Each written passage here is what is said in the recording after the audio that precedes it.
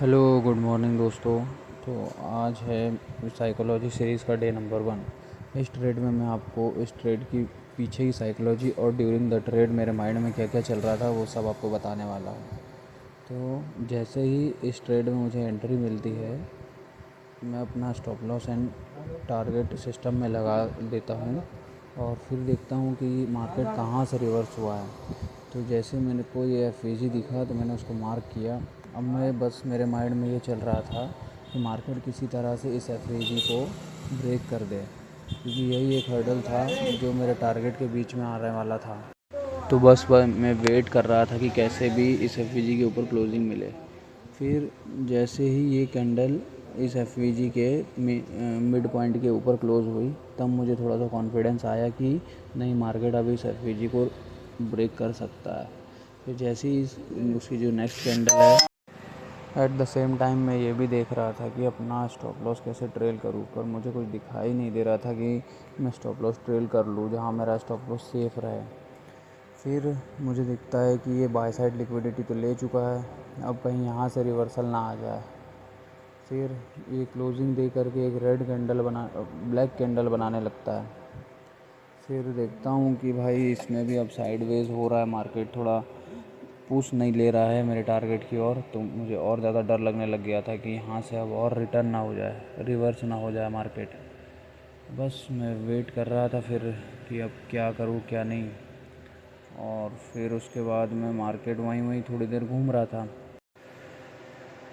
बस फिर क्या था, फिर मैं सोचा कि चलो ये एफ अब शायद ऊपर पुश करेगा प्राइस को, जैसा कि मेरे एक्सपेक्टेशन के हिसाब से ही हुआ इस ट्रेड में कि मार्केट ने इसी एफ के थ्रू मेरे टारगेट की ओर मूव करना शुरू किया।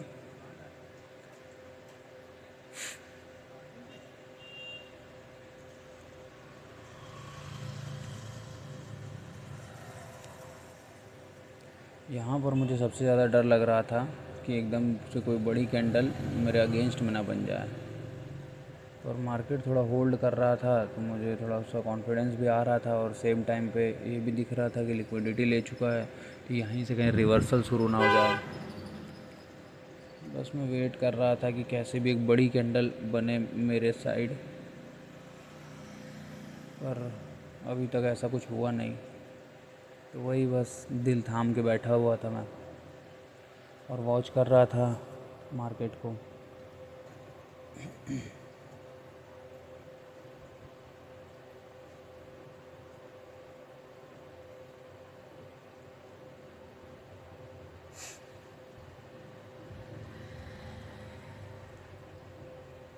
लिक्विडिटी लेने के बाद में बहुत ही स्लो मोमेंटम हो गया था मार्केट का, जिस वजह से मुझे और ज़्यादा डर लगने लग गया था।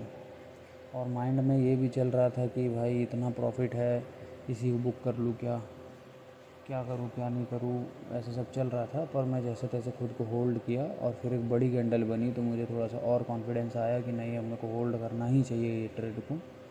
पर वो जितनी तेज़ी से न्यू कैंडल बिग कैंडल बनी थी, उतनी तेज़ी से उसी दूसरी वाली कैंडल ने उसको कवर भी कर लिया था।